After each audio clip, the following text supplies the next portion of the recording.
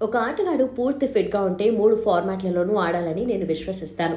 గాయాల బెడద వెంటాడుతుందనే భయంతో ఆటకు దూరంగా ఉండటం నాకు నచ్చదు. గాయపడితే ఏమవుతుంది? తిరిగి కోలుకుంటారు కదా.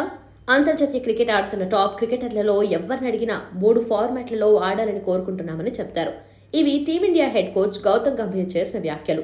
రెడ్ బాల్ బౌలర్లు, వైట్ బాల్ బౌలర్లు అని ముద్ర వేసుకోవడానికి ఎవరు మాత్రం ఇష్టపడతారు? గాయాలన్నవి ఆటగాళ్ల జీవితంలో భాగం. అంతేగాని వాటి కారణంగా ఏదో ఒక ఫార్మాట్కే పరిమితం కావటం కరెక్ట్ కాదు. ఒకవేళ గాయపడ్డా పట్టుదలతో కోలుకుని తిరిగి రావడం పెద్ద కష్టమేమి కాదు అని స్టార్ స్పోర్ట్స్ షోలో మాట్లాడుతూ చెప్పారు. కొంతమందికి విశ్రాంతినివ్వటం, ప్రత్యేకంగా చూడటం కూడా సరికాదన్నారు. గాయాలు, పని ఒత్తిడంటూ ఆటకు దూరంగా ఉండకూడదు.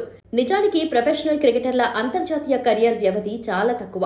అలాంటప్పుడు వీలైనన్ని ఎక్కువ మ్యాచ్లు ఆడాలని భావించాలి కానీ రెస్ట్ పేరుతో తప్పుకోకూడదని స్పష్టం చేశారు. 100% ఎఫర్ట్ పెడుతున్నామా లేదా అన్నదే ముఖ్యం. ఫలితాలతో పని లేదు. విలువలతో, క్రీడా స్ఫూర్తితో ఆడితే అంతా సజావుగానే సాగిపోతుందని నమ్ముతాను. మనం నిజాయితీగా ఉన్నంత కాలం ప్రపంచం మొత్తం మనల్ని వ్యతిరేకించినా ఏమీ కాదు. జట్టు ప్రయోజనాలే అంతిమ లక్ష్యంగా ఉండాలి అని అన్నారు. తాను మైదానంలో దూకుడుగానే ఉండేవాడిని అన్నారు. ఒక్కోసారి ప్రత్యర్థి జట్టు ఆటగాళ్లతో వాదనకు దిగాల్సి వచ్చేది. అదంతా జట్టు ప్రయోజనాల కోసం మాత్రమేనని స్పష్టం చేశాడు.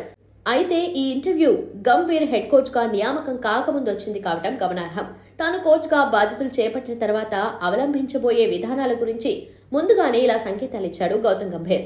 కాగా గంభీర్ వ్యాఖ్యల నేపథ్యంలో కోహ్లీ, కెప్టెన్ రోహిత్ శర్మ, ఆల్రౌండర్ హార్దిక్ పాండ్యా పరిస్థితిపై అభిమానుల్లో చర్చ జరుగుతుంది. గాయాల భయంతో హార్దిక్ ఎన్నో ఏళ్లుగా టెస్ట్ ఫార్మాట్ కు దూరంగా ఉండి ఇటీవల పునరాగమనం చేశారు. సుదీర్ఘ కాలంగా ఇతను కేవలం వన్డే టీ20 మ్యాచ్లు మాత్రమే ఆడుతున్నాడు. ఇక గంభీర్ వచ్చే ముందు రోహిత్ శర్మ, విరాట్ కోహ్లీ, రవీంద్ర జడేజా అంతర్జాతీయ టీ20లకు వీడ్కోలు పలికిన విషయం తెలిస్తే మరి గంభీర్ వ్యాఖ్యలు వీరి విషయంలో వార్నింగ్ లా చూడాలా లేదా అనేది ముందు తెలుస్తుంది.